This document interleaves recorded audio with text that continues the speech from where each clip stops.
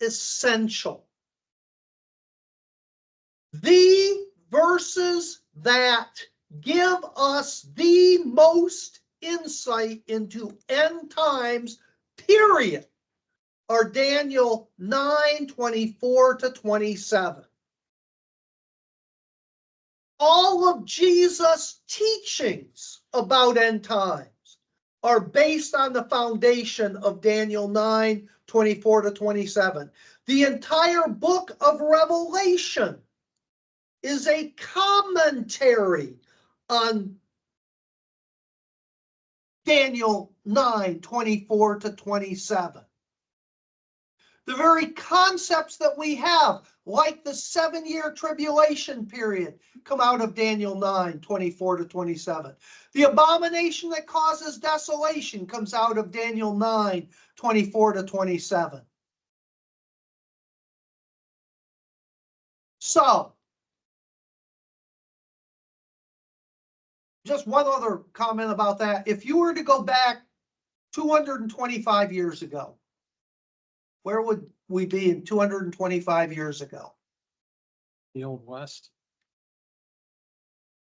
1800, 1799. Beginning this. Some of the greatest minds in the Christian church had lived just a century or two before that. Men like John Calvin, like Zwingli.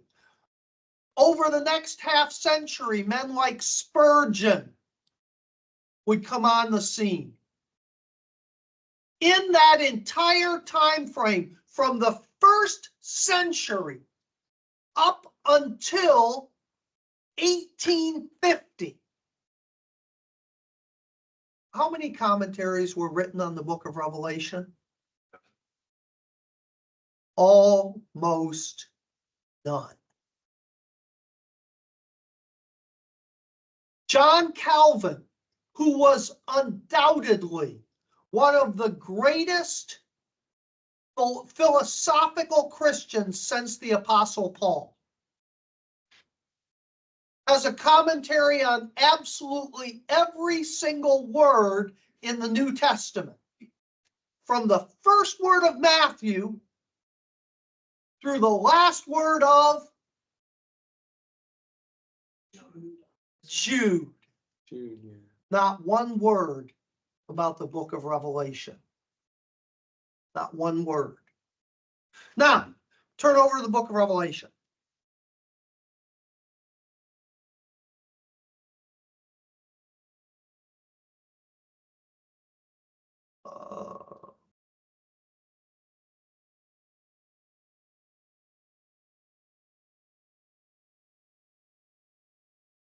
Look at Revelation 22:10. 22:10.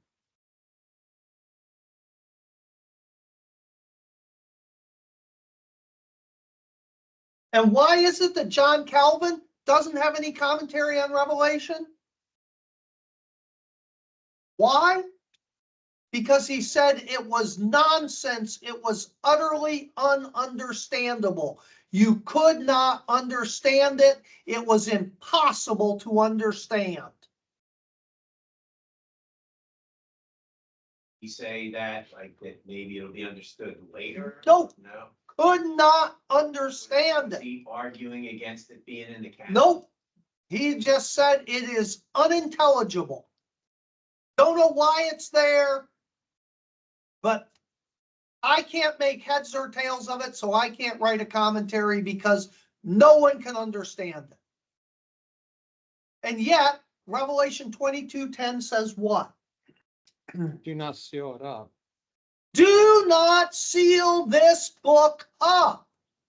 Why is it, if Revelation was unsealed for 2,000 years, 1,800 years, it was ununderstandable? No one could it says right there, it's not sealed up. They didn't understand Daniel for a long time either, did they? If you go back to Daniel, what does the book of Daniel say? Seal it up. He says that he wrote it, but he didn't understand what he wrote. Look at Daniel 12, verse 4. And you might want to make that as a cross-reference beside Revelation 22:10. What's Daniel 12:4 say? And you'll close up and seal the words of the scroll until the time of the end. And he What? words. Revelation was not sealed, but what? Daniel was. Daniel was sealed. And it was not to be unsealed until when? The end. The time of the end. Then it would be unsealed. Suddenly, starting in 1850, you begin to get a flurry of commentaries on the book of Revelation.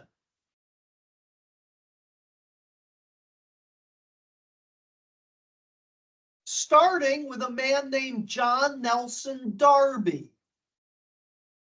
John Nelson Darby was the founder of the Plymouth Brethren movement.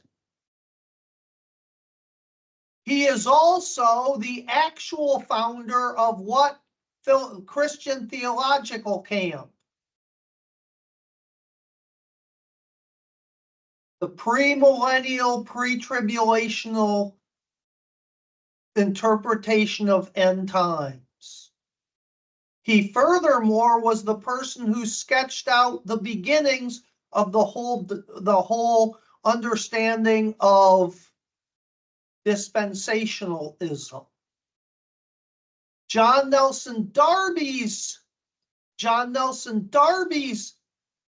writings were taken and publicized by what individual? Yeah, you do. C.I. Schofield. Who did what? Schofield Bible. The Schofield Reference Bible, which promoted premillennialism.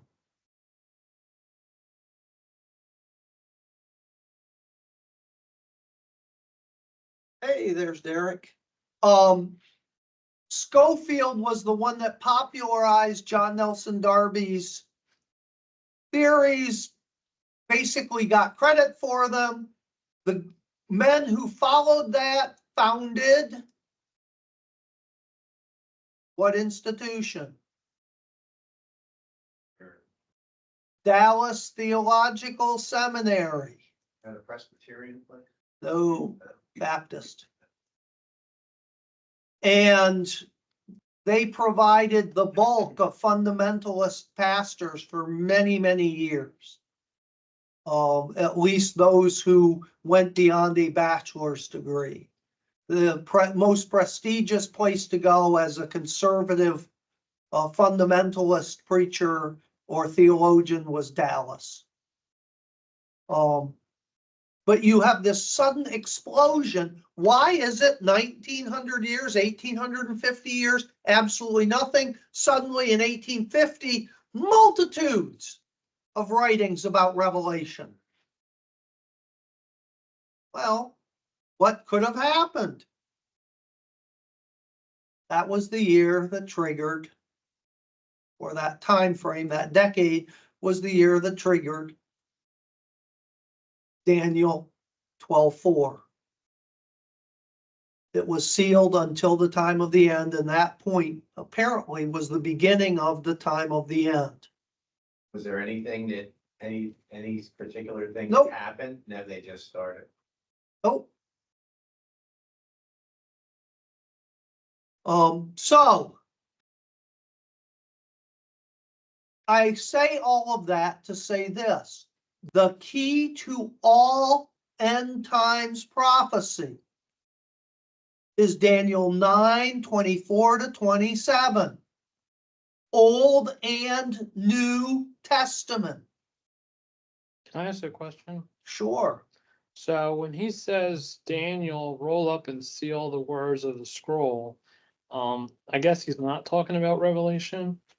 Oh, you can't, Revelation was it was unlocked. It would be like, let me give this illustration.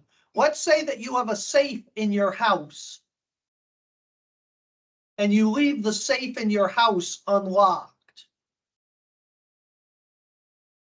But you have triple thick steel doors and bulletproof glass in all the windows, and everything is sealed up on the external part of the house. Does it matter that the safe is unlocked? No, Why? because you have protection inside. Because you can't get in the house to get to the safe. Revelation was unlocked, but you couldn't get to Revelation because You couldn't understand it. Daniel was not unlocked. And Daniel is the foundation for all of it. So Daniel was the scroll that was sealed up, Yep. but it said it wasn't to be open until the end. So I guess it wasn't the end like end times. It was the end of. That is the end times. Now remember, God's end times isn't 12 minutes.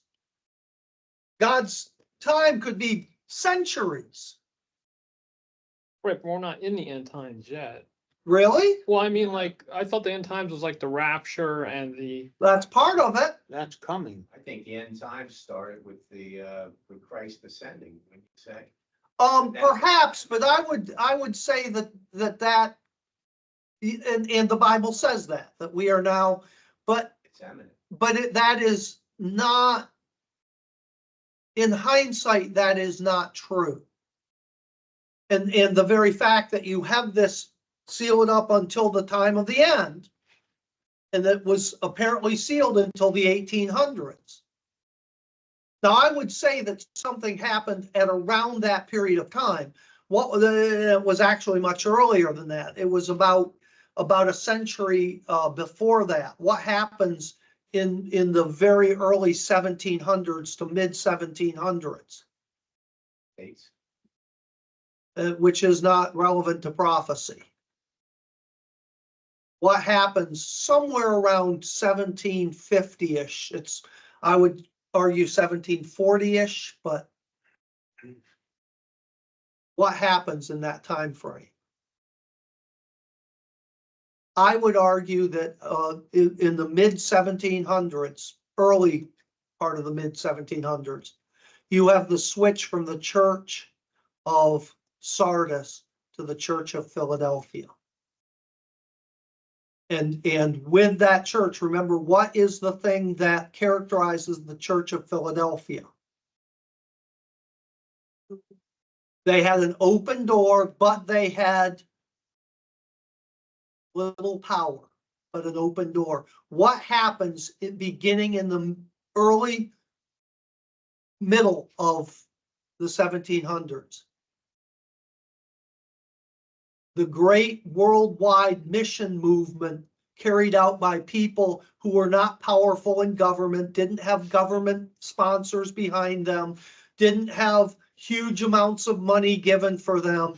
Guys like Carey and guys like John Wesley and guys like, you could just rattle down through, huge swaths of them that went to India, to China, to Africa, to the Americas.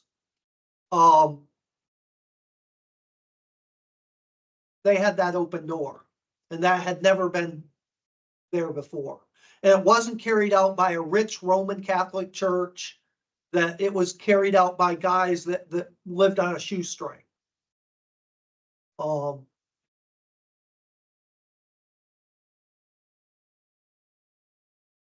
In Philadelphia is one of the two end times churches. End of end times churches.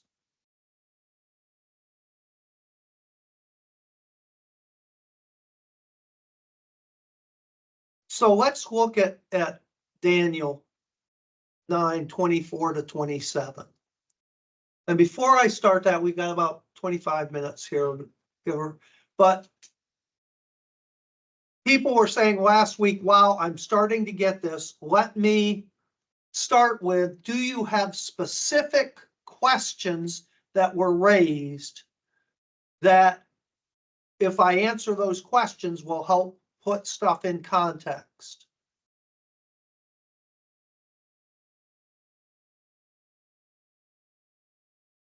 Anybody at home?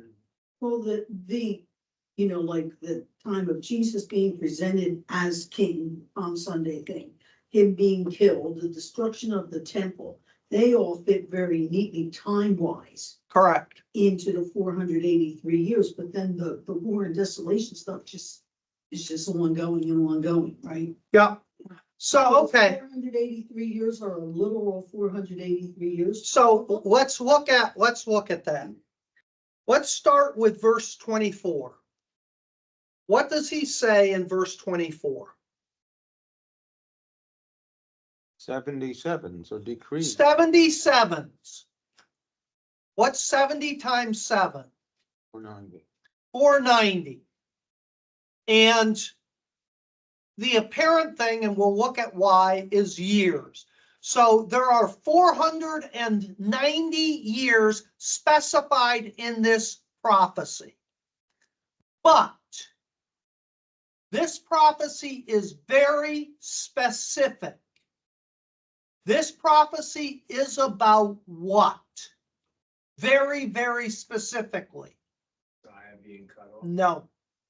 He gives it to you right there. Went into sin and atone for Nope. this.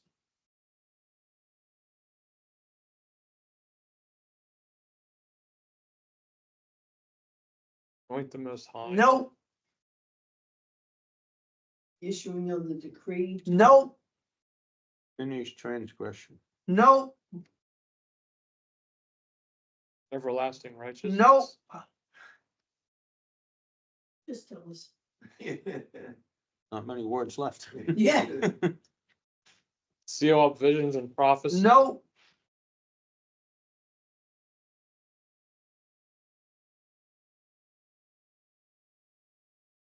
We have to learn how to read the Bible the way it's meant to be read.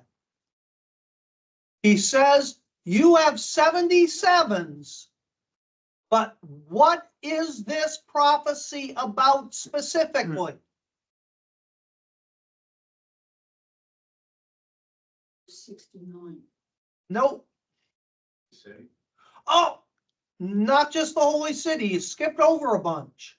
people, Your people and your holy city. That is absolutely essential. Who is this prophecy of Daniel about? Jewish people. The Jewish people and Jerusalem. Okay?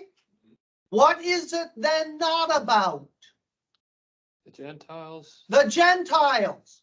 Doesn't say anything about Russia or America or Europe or Africa or Asia. Doesn't say about China. Doesn't say about America. Doesn't have anything to do with us. Who else is it not about? The unsaved. money other than the. I thought there's only two. But there's another group. Other than Jews, Gentiles, there's a third group. Save people, Well, that would be the Gentiles. no, Nope. But you're in the right ballpark, but you're not using the right term. God-fearers. Nope. The simple term. You know it. Everybody here knows it. save the redeemed, The church. oh, It is not about the church, because what are we in now? church age. The church age. So is this prophecy going to give anything about the church age? No, The only thing it's going to give about the church age is what? coming to an end. How that period of time affects the Jewish people. So it's not going to talk about the whole flow of the church age. It's only going to talk about what's happening to the Jewish people during the church age. So everything in this prophecy centers on the Jewish people. The first 69 weeks, what are they about? The Jewish people. The last week, the last 7 years. Jewish people, So what is the tribulation period about? time of Jacob's trouble. The Jewish people. Now, is this different than the sealed that are on the earth to prophesy for, Well, who are they? the Jewish people? Moses and the two witnesses are Moses and Elijah. Who are they? Jews. Jews. Who do they train and send out? 140. 144,000 Jews. The tribulation period is all about the Jews. Period. Going to affect everybody. It is, But it's about. but it's about them. The rest of the world ultimately doesn't matter. They don't get a vote. God being true to his covenant promise. That's right. God is dealing with his people. So everything that happens during that tribulation period comes back to the Jews.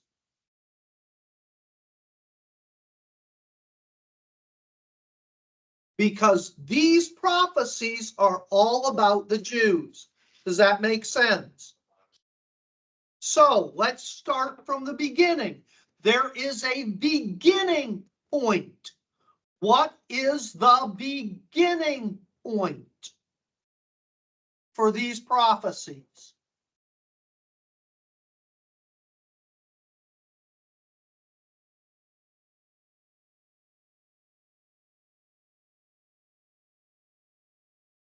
It gives a specific beginning point.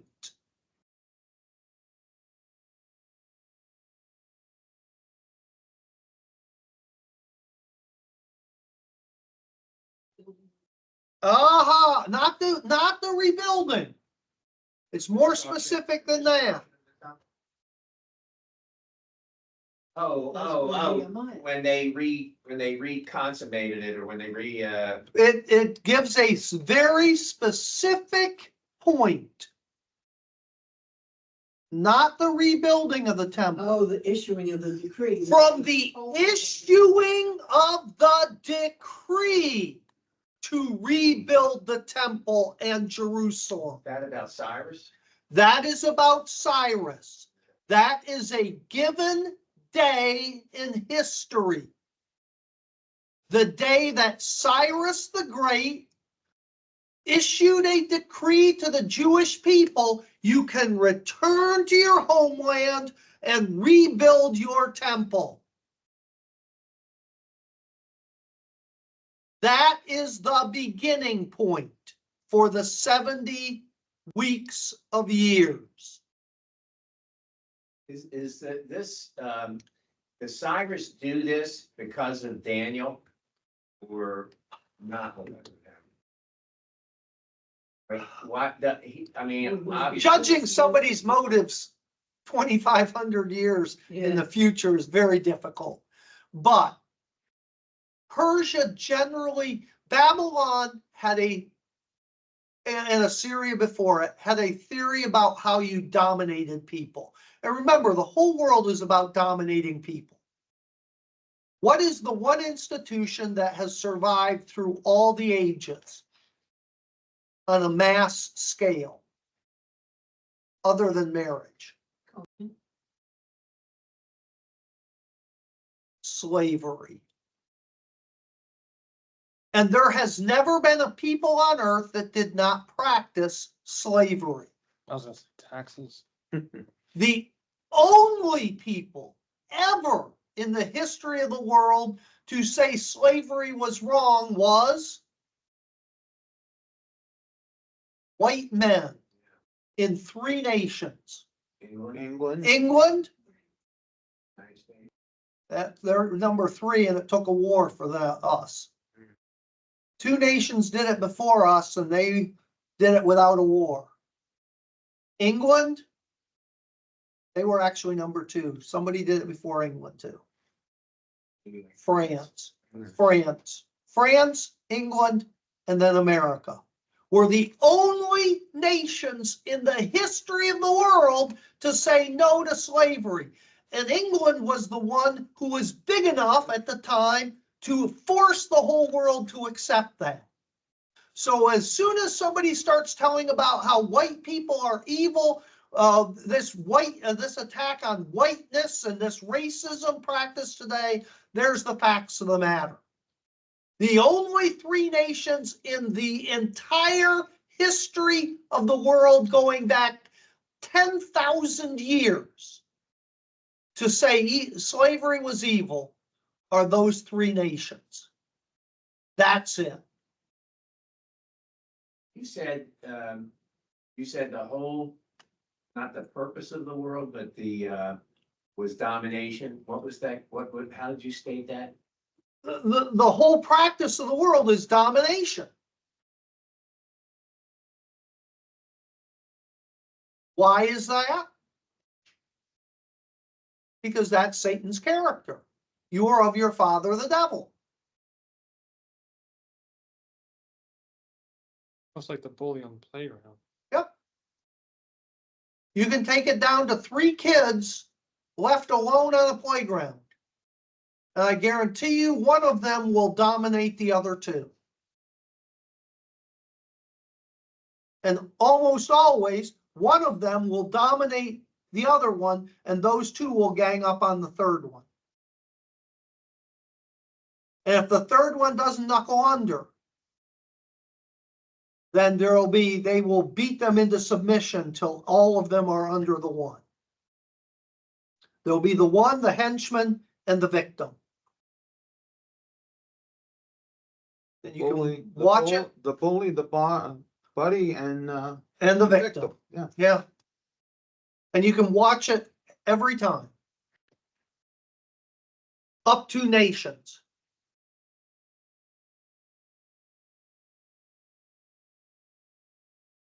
So there's the beginning point for the prophecy. Now, there is then a break. What is the first break? Break in the 70 weeks. Yes.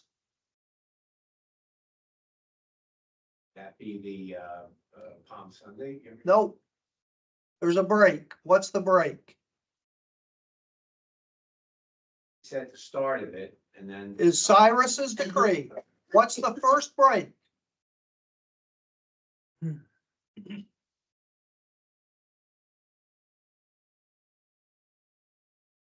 say it in here. Yep.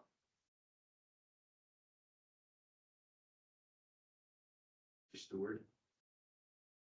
Was it 49 years to? 49 years. There will be 7 sevens. So the first break is 49 years. What will happen in 49 years? Temple would be rebuilt. The temple and Jerusalem would be rebuilt and reestablished. And of course, where can we read about that? Ezra and Nehemiah. In Ezra and Nehemiah. And you can read through those 2 books in, maybe 30 minutes. Great reading. But it often we don't understand that it covers a lot of years. In fact, it covers 50 years, exactly what it says here. And there were waves of Israelites that went back to the land. First under Zerubbabel and Ezra, and then later a second wave under Nehemiah.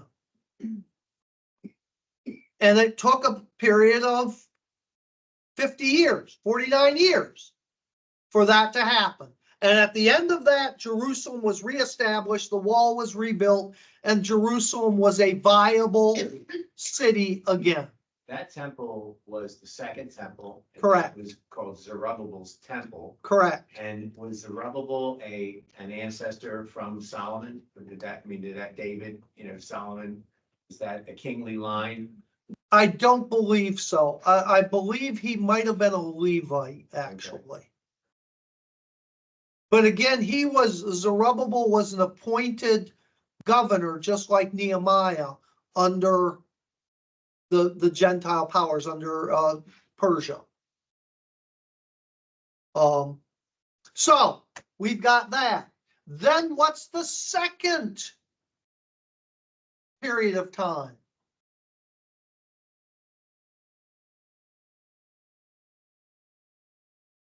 The ministry of Jesus. 62.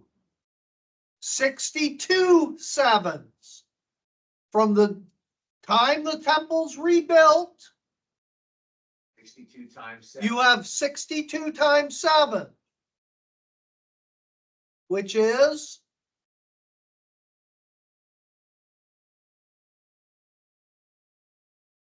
This isn't with the Maccabees, right? nope. Although it encompasses that. How long is that? 64, No. 400. 400, but not 64 either. 100 years, so it's 434 30. years. 434 years. Which makes a total of 483 years. And what is the event that takes place at that point? Palm Sunday or the Messiah. Palm Sunday, Messiah being presented from the decree to go forward, verse 26, to the anointed one, verse 25. Messiah presented. Yep. The Messiah, the anointed one, will present himself according to all those other Old Testament scriptures. He'll come in humbly, riding on a donkey with the colt of a donkey following. All those other things about he will, preach release to the captives and yada yada, all those Old Testament prophecies that Jesus fulfilled in his ministry, culminating, and he goes into the city and the people cry, Hosanna, Hosanna, Hosanna, and the leaders say, no, no, no, no, no. And that brings us to 483 years. And at that point, Israel is no longer a viable representative for God. At that point. At that point. That's where it. How do we know that? What happens? Messiah's cut off. The temple's ripped. God moves out of the Jewish people. But was that was the time. So up until then, God was still in the temple? Absolutely, absolutely. Okay. For some reason, To the extent, that they messed now up. remember, and they had, remember, whenever we're talking about these things, what are we talking about? And I use this all the time. Not, Literal. what's this? Rheostat. Rheostat. Was God's presence in the temple the way it was when he shook the temple in Solomon's day, or when, Moses was in the tent of meeting with him and his face glowed and the people stood in the tents, and was he in that way? No, it was all. No, Still there. but he was still there. It was still his temple. When the curtain rent, that's when he left completely. It's no longer my temple. It's the difference between a person who maybe lived in a house and the neighbors were constantly shooting at him and whatever, but he still stayed there and he still kept the house up. And one day he says, I've had enough. And what does he do? He burnt it down. He burns it down and drives away. And that's what God did. So after that 483 years, what will happen? He gives several things. What are the things? Verse 26. Messiah's cut off. Messiah's cut off. What is that? Crucifixion. How long does that take after the end of the 483? Within the week. That same week, but it's after the presentation. What's the next one? There's a second one. Temple destroyed. The prince of the ruler who will come will destroy the city and the sanctuary. When does that take place? The middle of tribulation. Nope. When does that take place? You're not talking about Antiochus Epiphanes. Nope. He never destroyed the city and the sanctuary. Okay. In 70 AD, you're talking? That we're talking about 66 to 70 AD, the Roman siege of Jerusalem, culminating in the destruction of the city and the temple. And the destruction was so complete that You could. not one stone Could be left on top of the. would be left upon the other. Now, somebody will say, well, what about the Western Wall? There's a bunch of stones. It's 100 feet high. It wasn't the temple. What was that? That was the outer wall. No, not quite. The temple was built on the largest man-made area of flat ground in the world until the 1900s. That was a retaining wall. That was the retaining wall to level the ground on which the temple was built. The temple itself was torn to the ground, but that was only holding the ground up that it was torn down to. What's the third? What is the third? So what do we learn from that about the future? What does it say about that? Look at the middle of verse 26.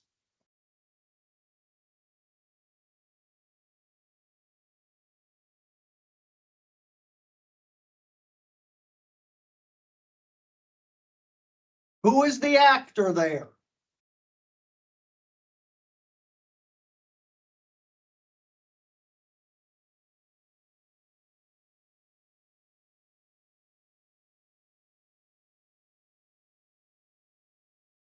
It's right in black and white.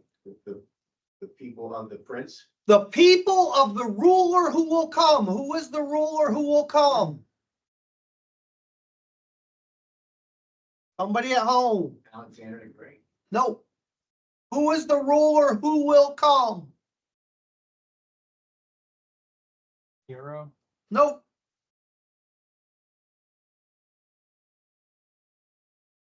Or that came in and destroyed. Nope.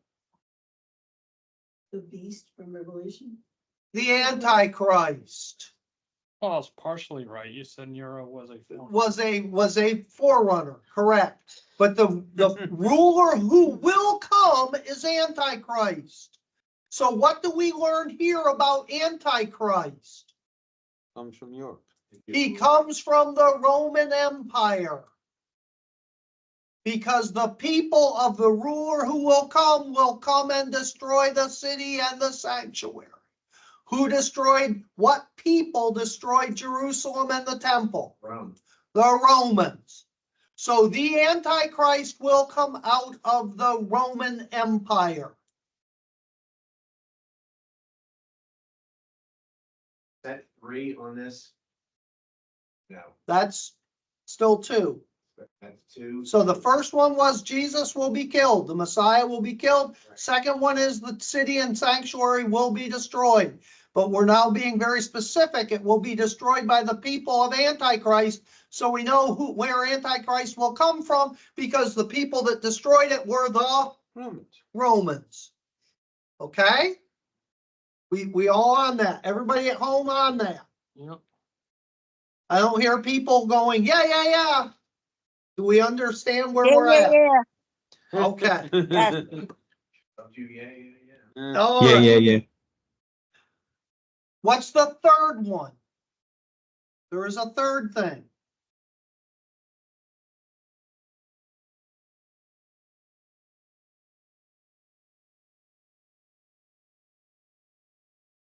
It's right there. After the city and the sanctuary are destroyed, what's the next thing?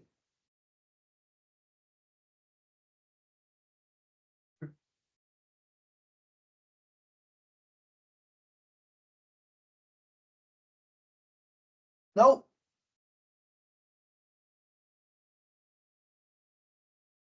The end of the city will come like a flood. It'll happen very quickly when it happens. But then what's the next thing? War will continue till the end. War and desolations are decreed until the end. Who is this prophecy about?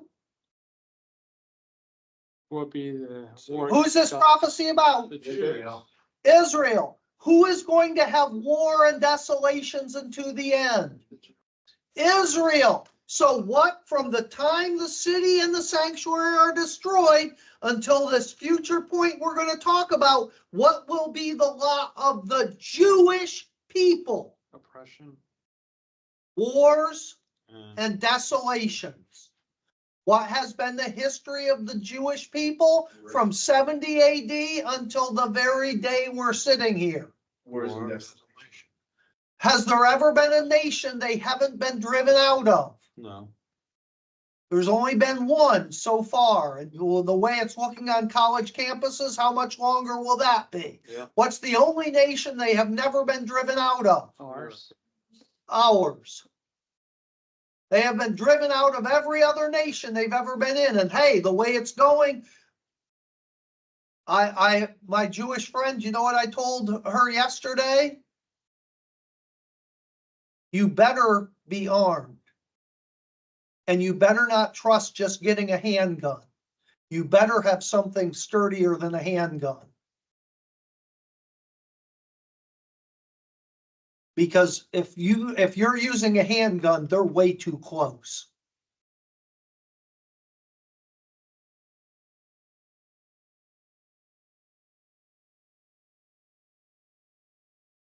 I don't know how much longer the Jewish people are going to have safety in the United States. Nobody does. Because wars and desolations have been decreed unto the end. But again, well, yeah, there's wars in Ukraine and there's wars in this and there's been wars in that. Is that what these wars are about? War against God's people. What is this whole prophecy about? Israel. Israel, the Jews. So these wars and desolations aren't, oh, there's a war in here, there's a war there, there's wars in China, there's wars in Japan. None of that.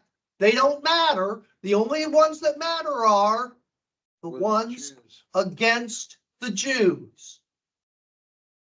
And no matter where they go, whether it's Spain, whether it's Eastern Europe, whether it's England, whether it's Russia, whether it's Germany,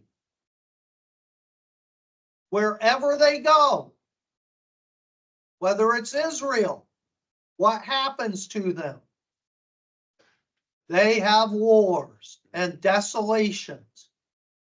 And they either get trapped in and hunted down and killed, or they get thrown in. Yeah. Until what's the next event?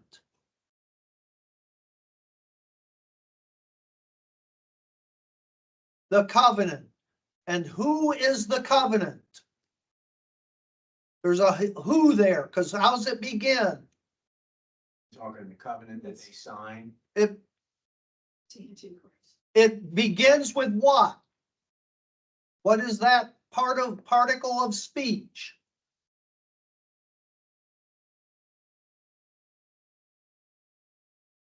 Rapture? You mean the sentence? Yeah, there's a, It's with the pronoun. he. it begins with a pronoun, he. Who does that he go back to? Ruler. To the ruler of the people who destroyed the city and the sanctuary. Yeah, Chris.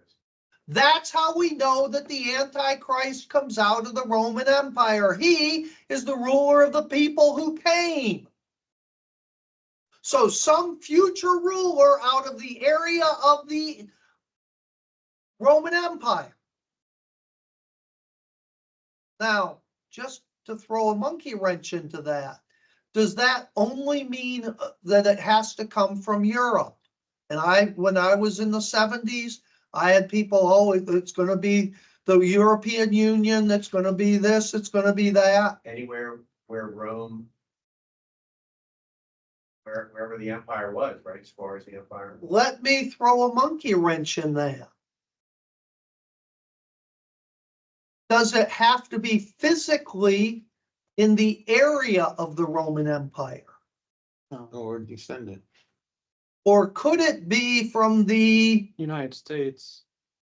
Could be some, from America or Canada? Why? because we're immigrants. Because our society is based on what? Greek and Roman principles. Are we not the heirs of Rome?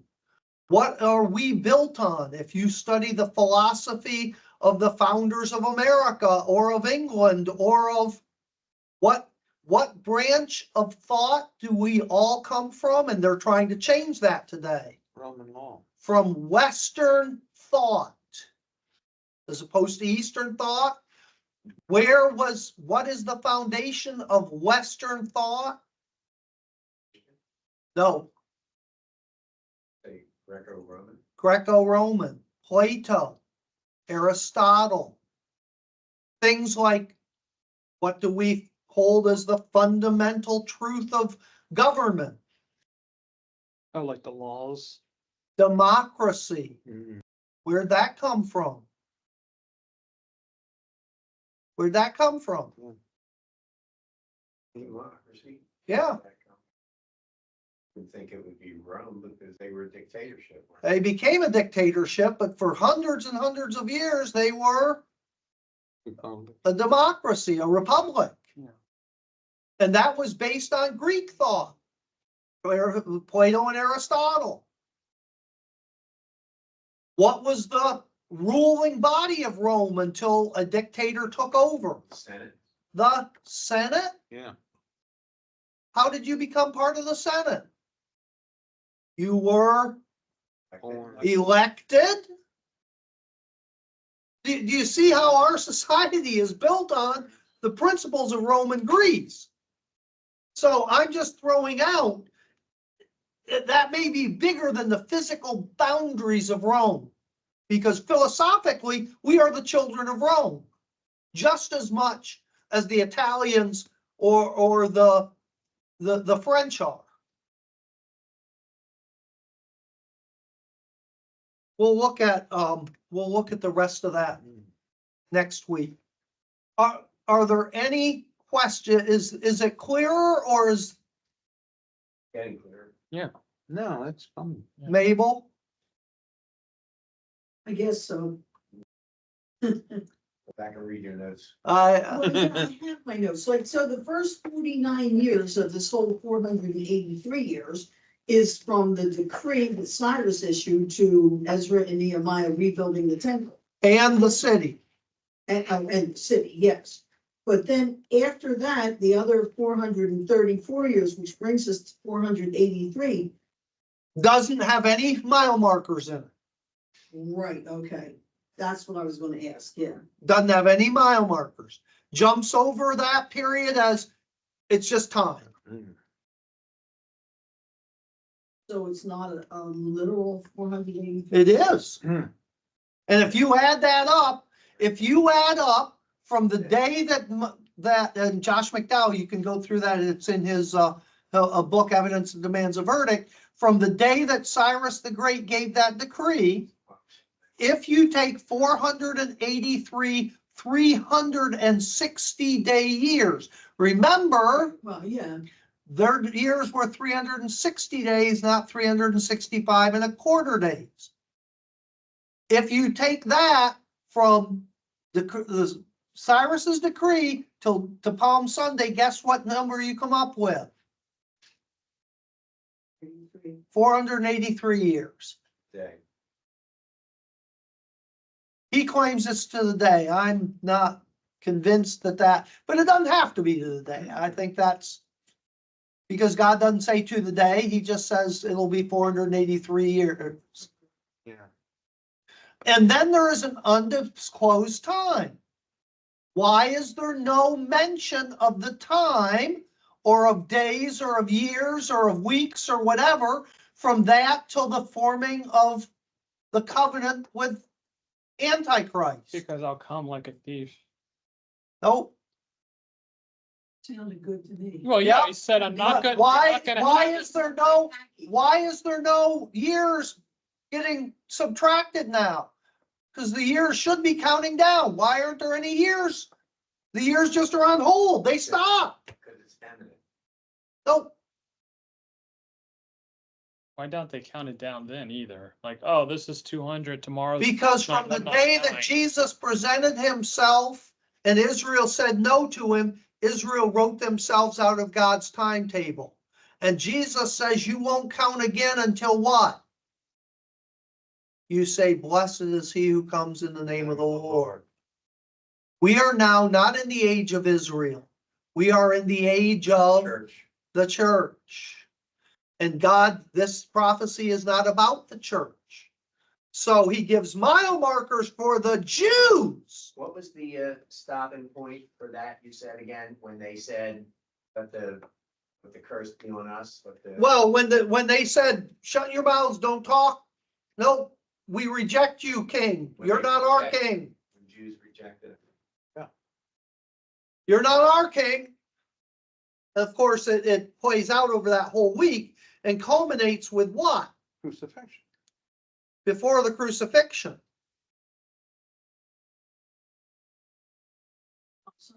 No, it's after Palm Sunday. It's all part of that same thing. But what is the final rejection of Messiah?